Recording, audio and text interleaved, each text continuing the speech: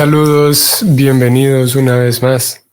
Hoy tenemos día viernes 22 de diciembre y estamos en la celebración, en la conmemoración del auspicioso día de la aparición, podemos decir, de la Bhagavad Gita, el día específico y puntual en el cual Krishna habla con Arjuna este trascendental libro, la Bhagavad Gita, que se conoce también como el Gita Jayanti, el día de la Bhagavad Gita.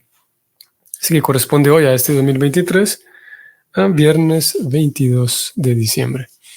Bienvenidos, este programa está incluido en el podcast de la Bhagavad Gita, aunque sí, usualmente el podcast consiste en una lectura secuencial de los versos de la Gita. Hoy vamos a hablar de algunos aspectos generales y algunas otras consideraciones en torno al libro mismo.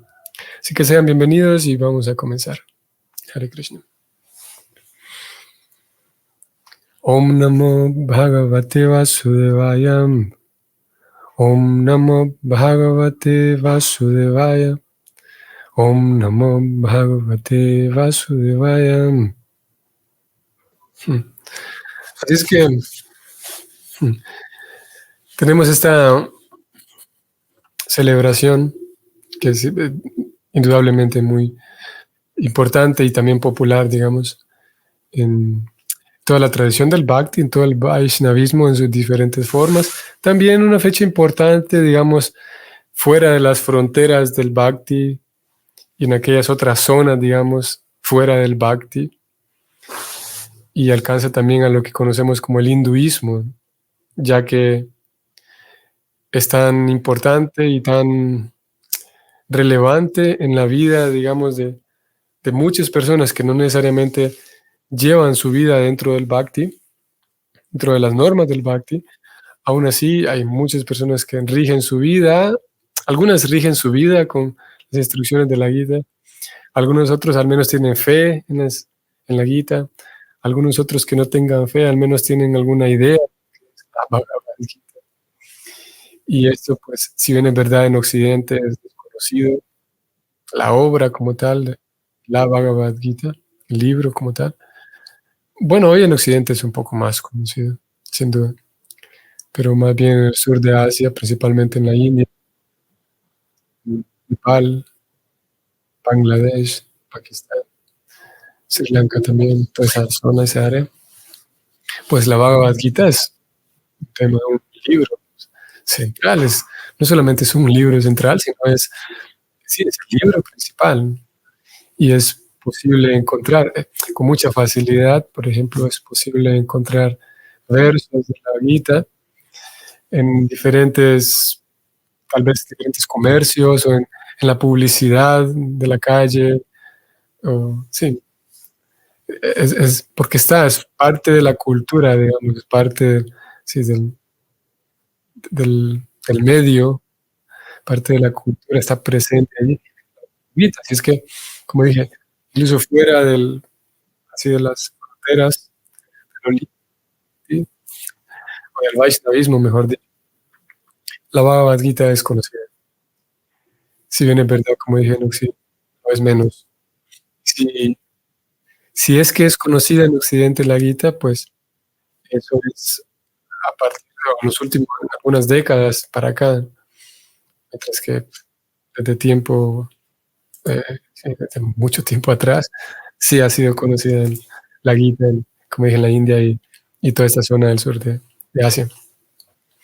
Así que hoy en Gita Jayanti, en diferentes centros y en diferentes comunidades Vaishnavas se acostumbra a realizar diferentes actividades en conmemoración, ya sea una lectura del texto completo, es tal vez una de las actividades más comunes, la lectura del texto completo con sus 700 versos exactos. O si no, algunas otras actividades, tal vez la lectura de algún capítulo solamente o la explicación de algunos de los temas principales o centrales de la Gita, o todo un vistazo general de los temas principales de la Bhagavad Gita. El objetivo es, y en todos los casos, el objetivo es centrar la meditación en la Bhagavad Gita. Nosotros hoy, como dije al inicio, intentaremos hablar algunas palabras en torno a ella, en torno a este libro. ¿Puedo recordar qué? ¿O podría ir diciendo que la Gita en realidad es un libro mm, pequeño, es una obra pequeña que puede ser leído muy brevemente. Forma parte de un libro mucho más grande, eso sí. La Gita es solamente, podemos decir que un pequeño fragmento, y vaya que muy pequeño fragmento, de toda la obra completa que es el Mahabharata. Y entre tantas diferentes escenas que el Mahabharata relata, pues una de ellas, sí, solamente una de ellas, es esta escena de Krishna con Arjuna. Y mismo la batalla de Kurukshetra. La batalla de Kurukshetra, según algunos expertos en el tema, algunos, si bien es verdad, hay varias, parece ser que hay varias versiones del Mahabharata. Mm, Parece ser que la batalla de Kurukshetra duró aproximadamente unos 18 días constantes. Claro, constantes siguiendo las normas de los kshatriyas, de los guerreros, las cuales, entre otras, las cuales indican que durante la noche no se pelean, sino que se comienza en cierto momento del día, suenan las caracolas que indican el comienzo del día de pelea y suenan nuevamente las tarde para indicar que ya es momento de descanso. Así que no es día y noche en todo caso. Y el Mahabharata, llegados a este punto, antes de alcanzar este momento en el cual Krishna habla, pues viene relatando lo que sucede en la batalla de Kurukshetra.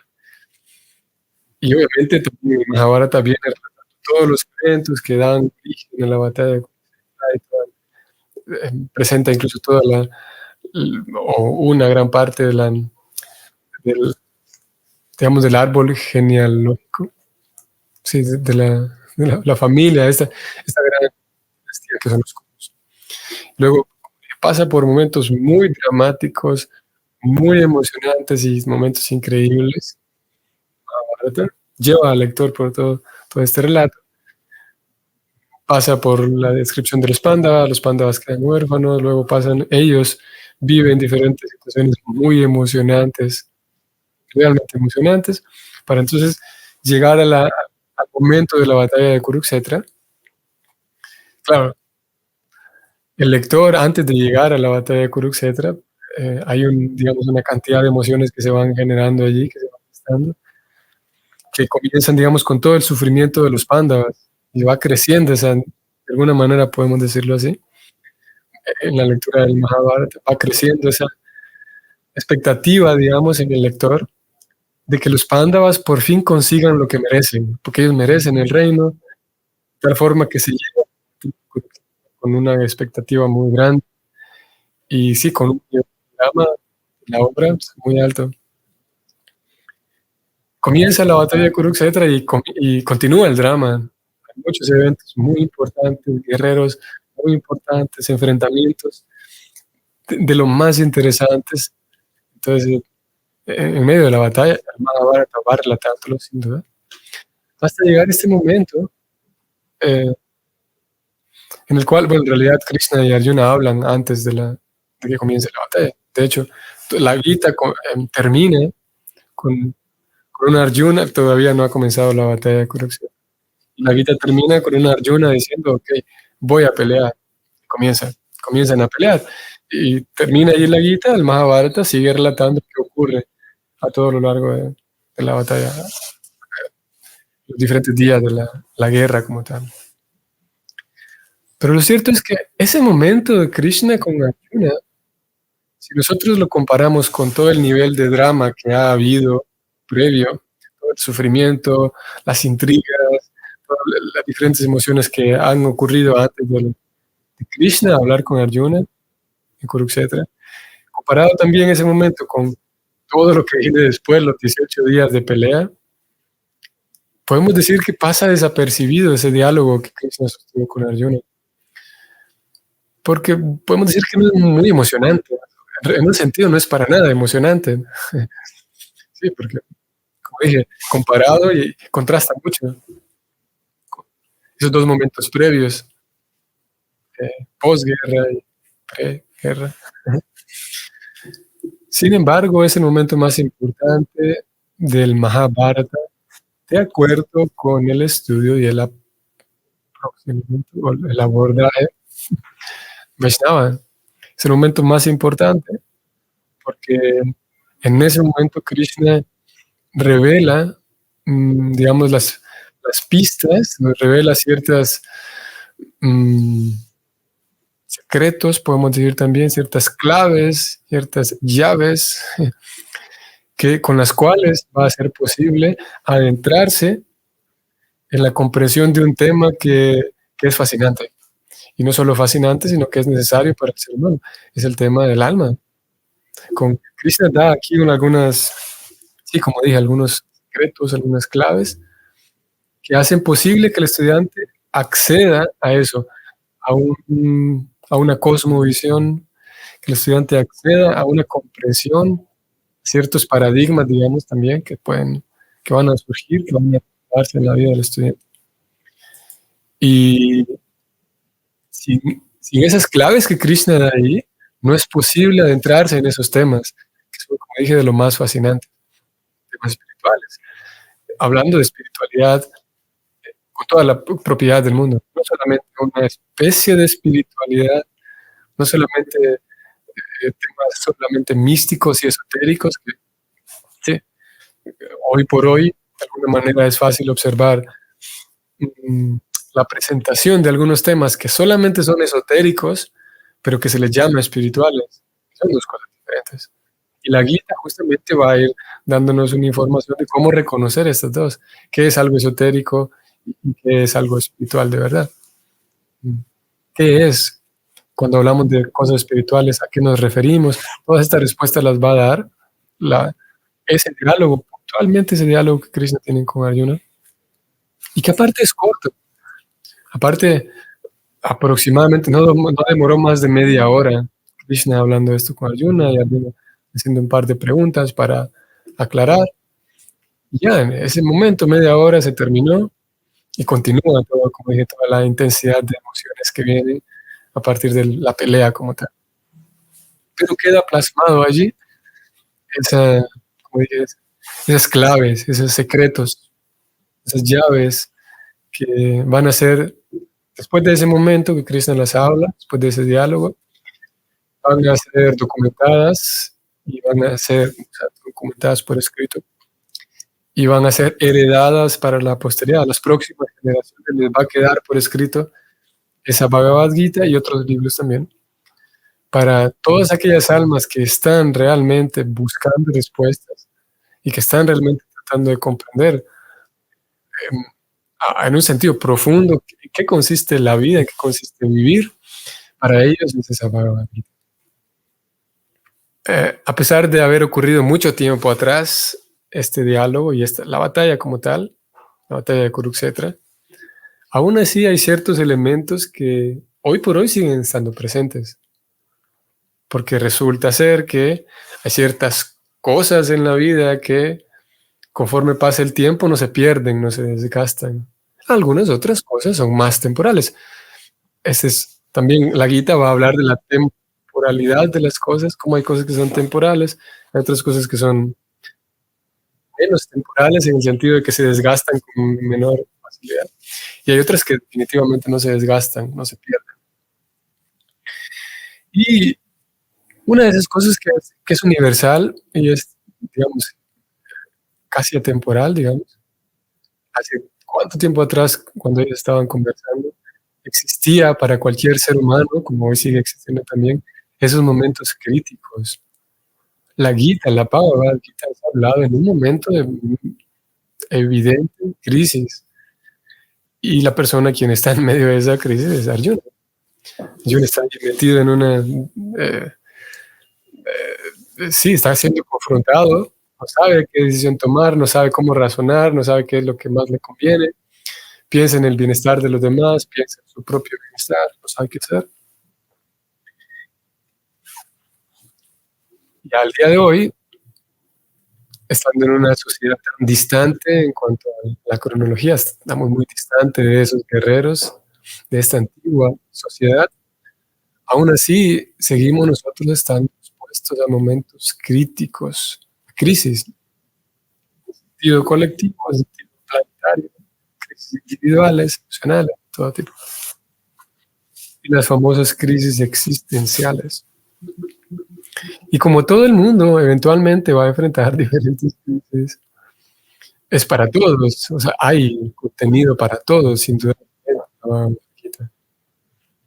Así como, por ejemplo, uno puede entrar a la red, a la red de internet, uno puede entrar, por ejemplo, a en YouTube y encontrar personas expertas en sus campos dando soluciones a diferentes problemas que se presentan en esas diferentes áreas, mecánica o, sí, o informática, cocina. Cada persona va a buscar, de acuerdo a sus propias necesidades, solución a posibles problemas que esté enfrentando. La Gita presenta un tema que, como dije, muy para todos, eventualmente el alma, eventualmente la persona, sí, le llegará el día en que perciba la necesidad de alimentar, de llenar ciertos vacíos que no se pueden llenar solamente con comprar cosas, no se pueden llenar solamente con pasarla bonito, cierta necesidad profunda de saciedad no se puede llenar solamente con estudiar, no se puede llenar solamente con ganar, con tener títulos, con tener un buen trabajo, no se pueden llenar ciertos vacíos con solamente tener estabilidad económica, no se pueden llenar ciertos vacíos con tener un muy buen trabajo, tener influencia, tener buenos amigos. Eventualmente el alma, claro, el alma no sabe exactamente, no puede diagnosticarse a sí misma qué es lo que le está ocurriendo. La persona no puede diagnosticarse, no sabe evaluarse a sí misma, pero la guita responde y es que eventualmente el alma tiene la necesidad de conectarse con la superalma. Sí, términos muy de la guita, la superalma. Es un concepto muy de la Bhagavad Gita, la superalma. Y dicho de otra manera, es que para usar términos así muy religiosos, que todos comprendemos, es que la persona, el ser humano necesita de Dios, digamos. Y en otras palabras también técnicas, es que la persona necesita un yoga, una conexión, por eso hay ciertos vacíos. El alma necesita ciertos, si podemos decirlo así, cierto placer, cierta saciedad, que no solamente es intelectual, de vuelta, no solamente es social, sino que es espiritual. Y es aquí donde se educa entonces al lector a identificar qué cosas son espirituales, qué cosas no lo son.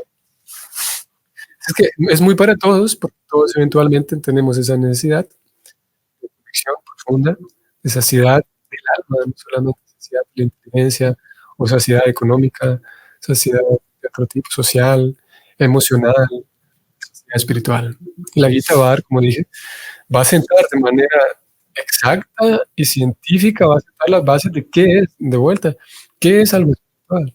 Por esa razón, en algunos expertos y personas muy conocedoras de esta ciencia, de este libro, lo llaman así, la ciencia de Bhakti, o la ciencia espiritual, porque no son conjeturas, no son, sí, es con mucha autoridad que se presentan estos temas. Y a lo largo, o sea, para nosotros, digamos, ajenos a toda esta cultura, ajenos a la India, como puede representar ciertos desafíos pueden haber en el acercamiento a este libro y libros similares. Uno de esos desafíos es que como hay tantos charlatanes a nuestro alrededor, en nuestra cultura, hay tantos, no solamente charlatanes en, digamos, en los ambientes espirituales y esotéricos, sino también engañadores. Somos estafados de tantas maneras que eso crea una cierta aprensión, digamos, en nosotros y de alguna manera está ahí presente al momento de abordar, por ejemplo, la Gita y confiar en la autoridad que la Gita tiene, a veces si nosotros podemos ver la historia, la documentación de la India como tal, podemos darnos cuenta como, así como la India, así como muchos otros lugares con herencia cultural muy antigua, como China, no sé, Europa, y con sus diferencias, claro, cada, cada civilización tiene sus propios puntos de vista, sus propios énfasis, pero así como en cada lugar hay diferentes grandes pensadores, personas muy importantes que han hecho grandes aportes, igualmente en la India. Y cuando nos acercamos un poco a estos grandes pensadores, nos damos cuenta de que prácticamente todos tienen un gran respeto por la Gita. Obviamente no todos lo ven como un libro espiritual como tal, pero si nos acercamos más todavía a toda la población, digamos, de esos grandes sabios y grandes pensadores que han existido en la India, nos damos cuenta de que ellos tienen mucha seriedad frente a este libro, frente a la Bhagavad Gita. Así es que, como dije, tiene mucha autoridad. Se lo presenta así como la ciencia espiritual, ciencia del alma. A veces también se lo titula así, se lo llama así.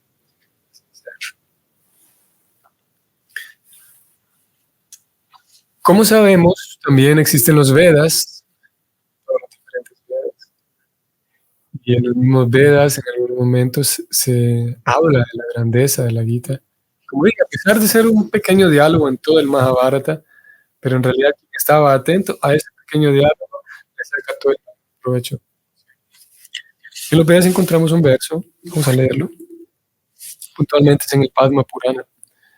Encontramos un verso hablado por el señor Shiva, que vaya que tiene autoridad el señor Shiva. Padma Purana, encontramos estos versos llamados también el Gita Mahatmya, es como una glorificación de la Bhagavad Gita. El primero de los versos dice así, voy a leer. Stram idam punyam chapet prayatat pumam Vishnupadam avapnoti vayas kadivarjita. La traducción de este verso es la siguiente.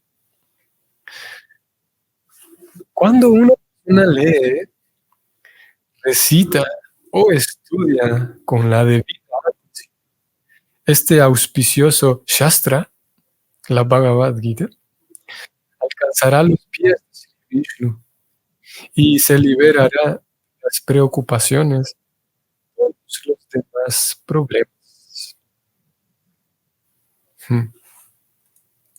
De vuelta, ojo, la persona que está hablando estas palabras no es solamente alguien que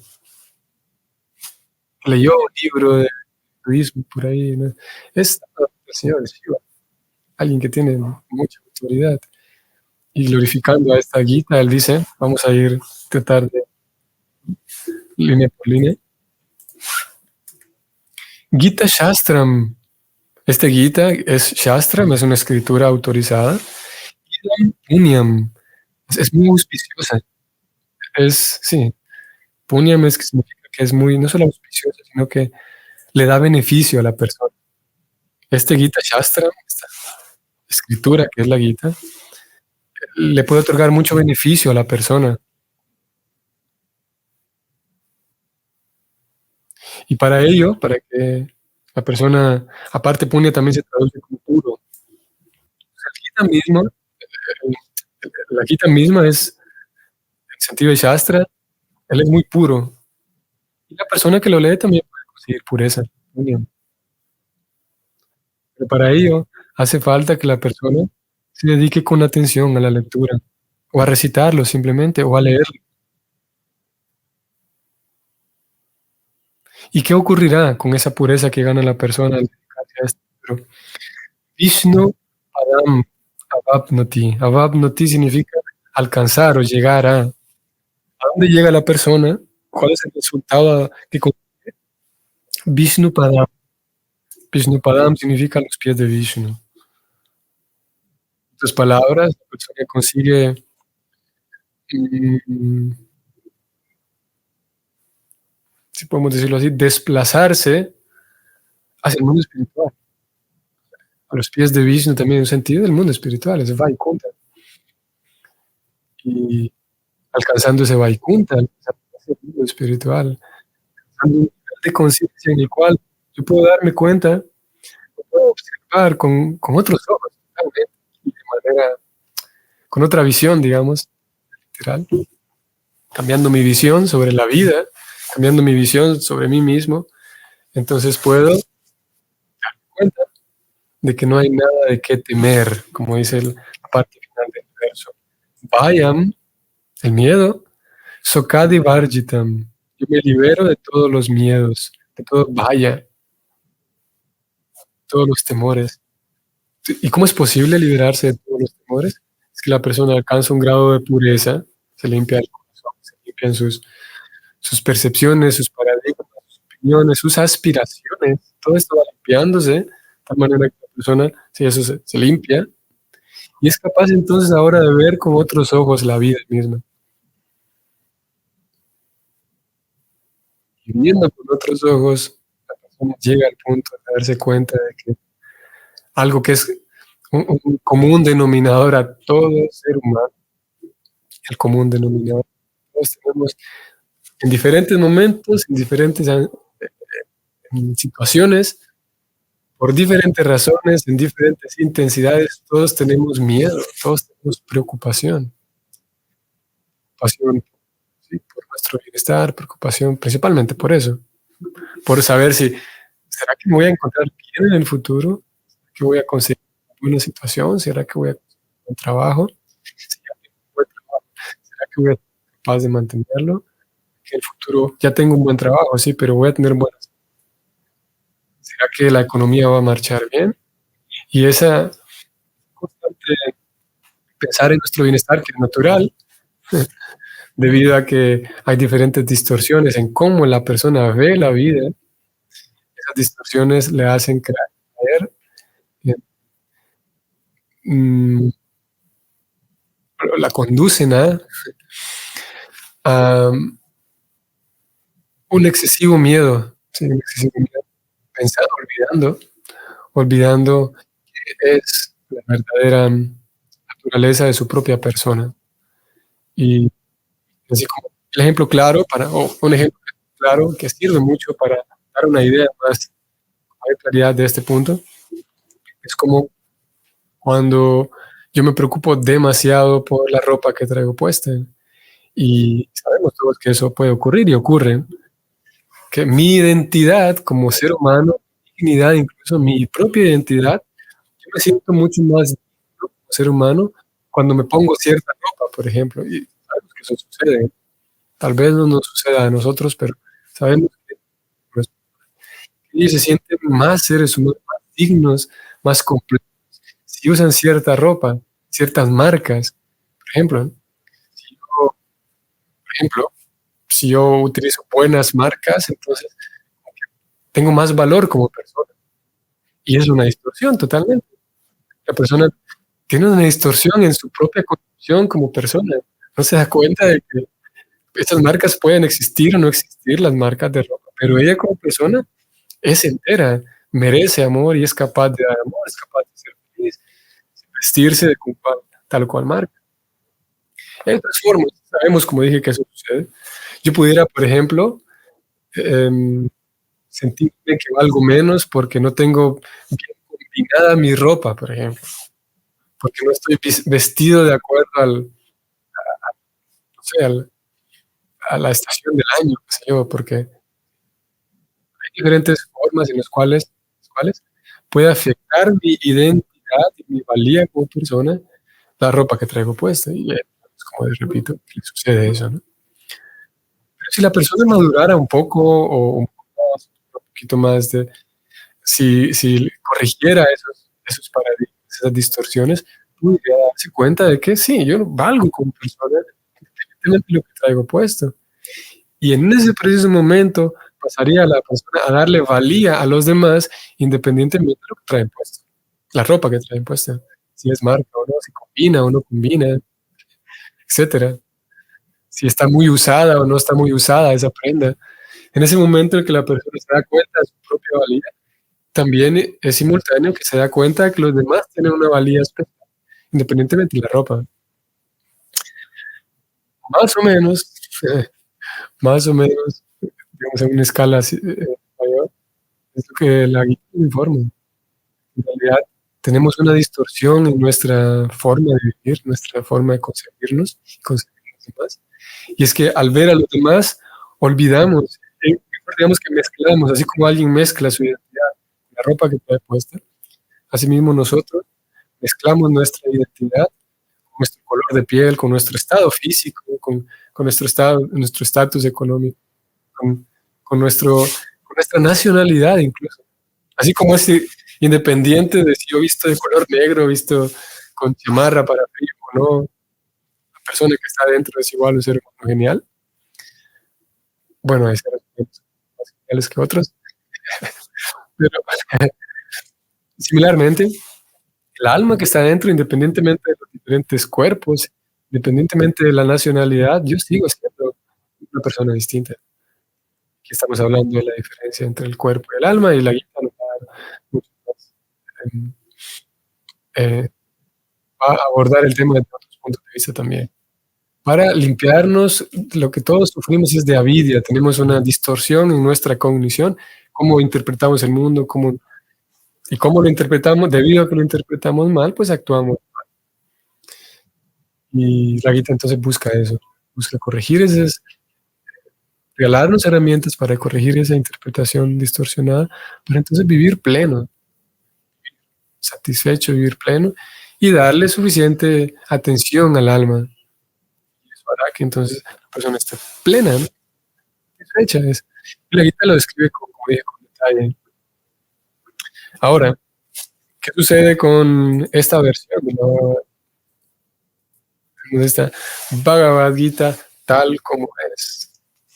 No sé si todos ustedes están familiarizados con ella, pero esa Bhagavad Gita tal como es, entre otras cosas, una de sus particularidades es que también esa Bhagavad Gita le otorga un par de herramientas más todavía al lector, si puedo usar estas palabras, de tal manera que el lector recibe ese conocimiento espiritual, pero también recibe ciertas guías para una puesta en práctica, para llevar a cabo ciertos laboratorios dentro de esa misma ciencia espiritual, de tal manera que pueda ocurrir un cambio, una transformación en su corazón, transformación en su vida, transformación en su propia visión, de tal forma que no es solamente un libro de filosofía, no solamente es un libro que habla de verdades elevadas y muy agradables, pero al fin de cuentas, creo que al mismo tiempo la persona, si está buscándolo, si está dispuesta, si tiene el valor para hacerlo, no todos tienen el valor para someterse a una transformación en su propia vida, se requiere de valor en realidad, de valentía. Para aquellas personas que sí lo están buscando, entonces esta Bhagavad Gita tal como es, va entonces a dar eso, va a proporcionar algunas herramientas, principalmente en canto de Krishna, va a informar al estudiante de que si lee la obra, si se dedica a estudiar con sinceridad, a leer, a tratar de entender este libro, y simultáneamente canta, lleva a cabo el canto del Mahamantra, entonces la transformación de estos paradigmas, indudablemente va a ocurrir, sin duda va a ocurrir, sus paradigmas van cambiando. De vuelta, ¿quién se atreve a hacerlo? Es otra cosa. Otra cosa. Pero lo cierto es que estas combinadas, el exponerme a esta literatura, a este conocimiento, que naturalmente va a ir haciendo su trabajo en el cambio de ese paradigma, el canto, el ponerme en contacto con esa vibración sonora que es el Maha Mantra de Krishna. Hare Krishna, Hare Krishna, Krishna, Hare Hare, Hare Rama, Hare Rama, Rama Rama, Hare Hare. Ellas dos en conjunto, la lectura y el canto, llevados a cabo con sinceridad llevados a cabo con seriedad, llevados a cabo con frecuencia, con constancia, no van a tardar mucho en otorgarle un resultado al estudiante.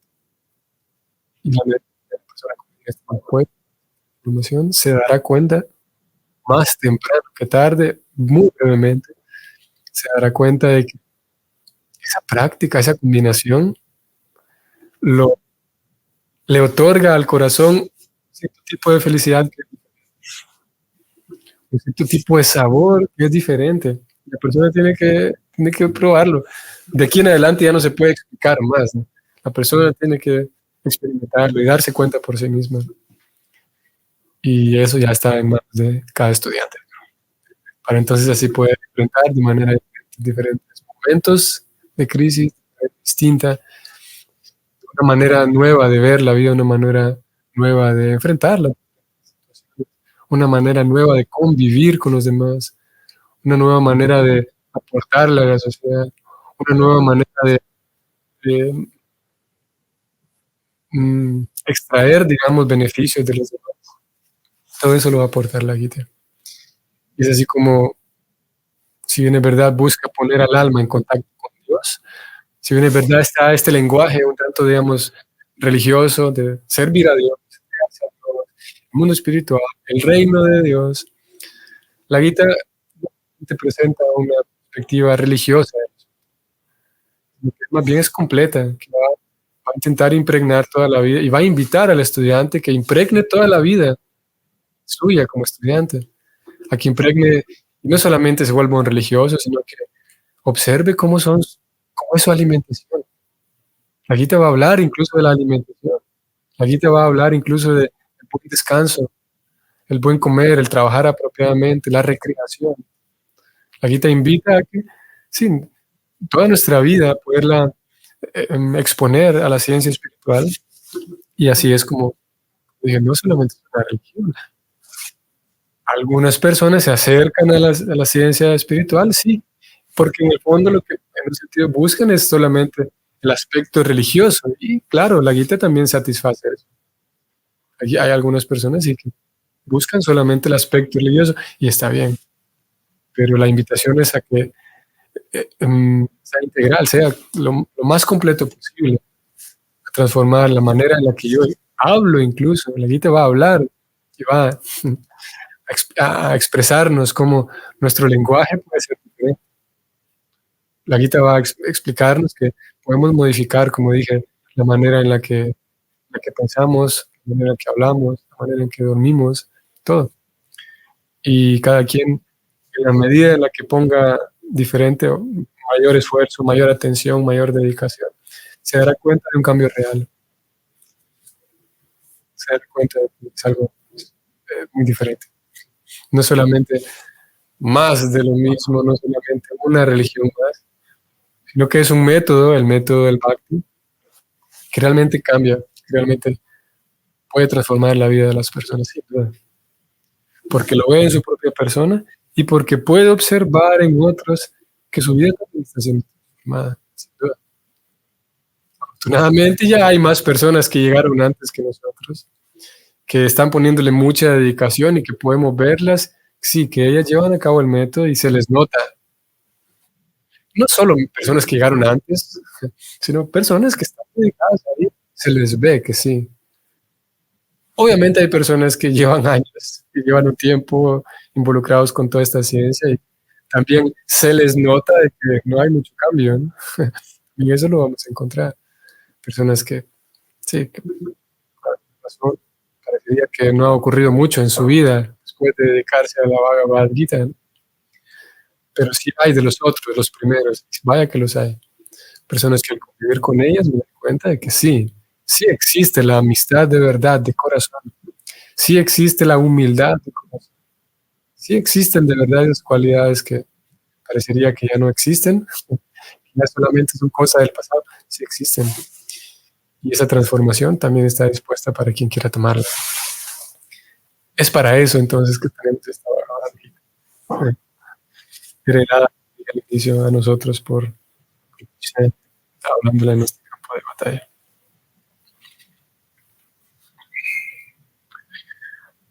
En este espacio de 40 minutos hemos dicho algún par de cosas, indudablemente, que al tratarse de algo espiritual pudiéramos abordarlo desde otros puntos de vista, pudiéramos abordar diferentes aspectos, digamos, históricos de la Bhagavad Gita, lingüístico. Bueno, yo no los abordaría porque tendría yo que conocer a profundidad los aspectos históricos, lingüísticos, psicológicos, sociológicos de la Gita, cosa que no conozco a profundidad.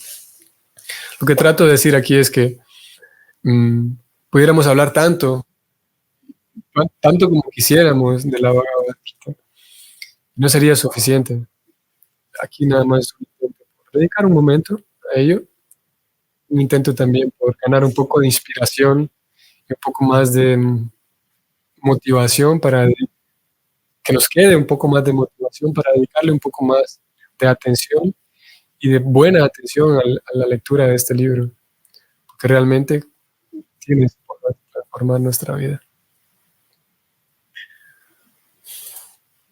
Que tengan un bonito fin de semana. Nos vemos en la próxima.